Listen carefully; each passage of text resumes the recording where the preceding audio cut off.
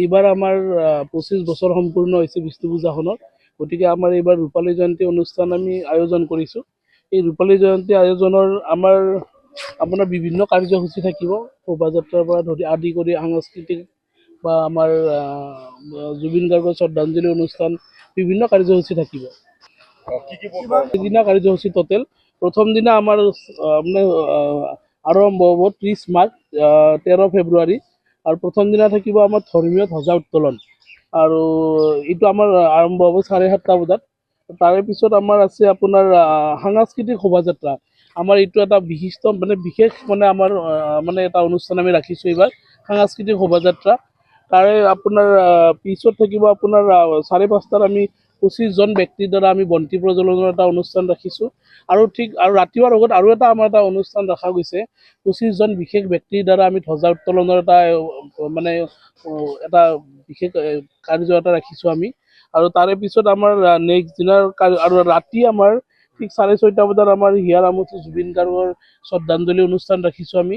আৰু অনুষ্ঠানত উপস্থিত থাকিব আমাৰ মৌচম গগৈ, তেওঁ গীত পৰিৱেশন কৰিব আৰু শ্ৰদ্ধাঞ্জলি যাচিব।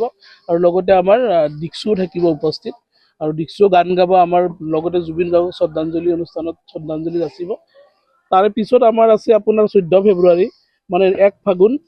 তাতেও আমাৰ ধৰক আমি যিটো আমাৰ মেইন যিটো আমাৰ সেইদিনৰ প্ৰগ্ৰেম হ'ব, সেইটো হ'ল আমি 12 জন গৰখীয়াক আমি আমাৰ ফালৰ পৰাই তেওঁলোকৰ যিখিনি আমাৰ ভগৱানৰ নামত আমি কৰোঁ, তেওঁলোকৰ মানে শুশ্ৰূষা কৰা বা নতুন বস্ত্ৰ দান কৰা, আমি ভৰি ধুৱাই তেওঁলোকক নতুন মানে খাদ্য সম্ভাৰ আমি তেওঁলোকক যাচোঁ আমি। সেইটো এটা আমাৰ বিশিষ্ট মানে বিশেষ কাৰ্যক্ৰম হ'ব এটা।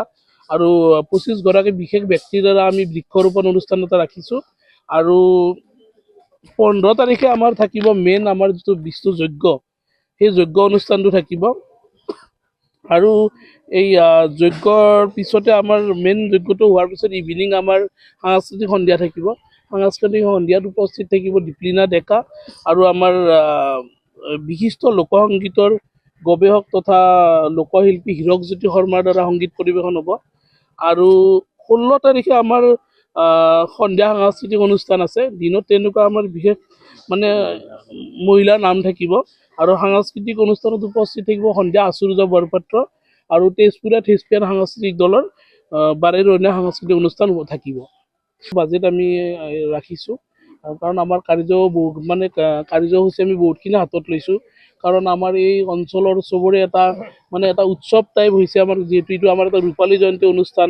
আৰু আমাৰ এনেই আপোনালোকে দেখিছে আমাৰ এই মন্দিৰটোত যথেষ্ট ধৰ্মৰ সমাগম ঘটে। গতিকে তাতে এইবাৰ আকৌ আমাৰ ৰূপালী জয়ন্তী অনুষ্ঠান, গতিকে সমগ্ৰ অসমৰ পৰা মানুহে ইতিমধ্যে আমাক যোগাযোগ কৰিছে, তেওঁলোকৰ দান বৰঙণি আগবঢ়াইছে বা ভোগ বা আদি কৰি যোনে যেনেকৈ পাৰে আমাক যথেষ্ট সহায় আগবঢ়াইছে। আমি ইমান বেছি ক'ব লগা হোৱা নাই, তেওঁলোকে নিজে আগবাঢ়ি আহিছে।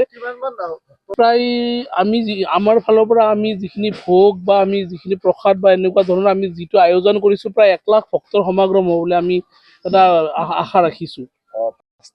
টোটেল ৰাস্তা আছে আমাৰ, প্ৰতিটো ৰাস্তাতে আমি অস্থায়ী তোৰণৰ ব্যৱস্থা কৰিছোঁ। হাতী থাকিব বা বিভিন্ন আপোনাৰ ধৰক কৃষ্ণৰ লীলা হ'ব বা আমাৰ কংস কৃষ্ণ এইবিলাকৰ আমি হেৰি কৰিছোঁ। আৰু বিভিন্ন জাতি জনগোষ্ঠীৰ সংস্কৃতিৰ আমি মানে সাংস্কৃতিক অনুষ্ঠানৰ আয়োজন কৰিছোঁ। শোভাযাত্ৰাৰ লগতে থাকিব এইবিলাক।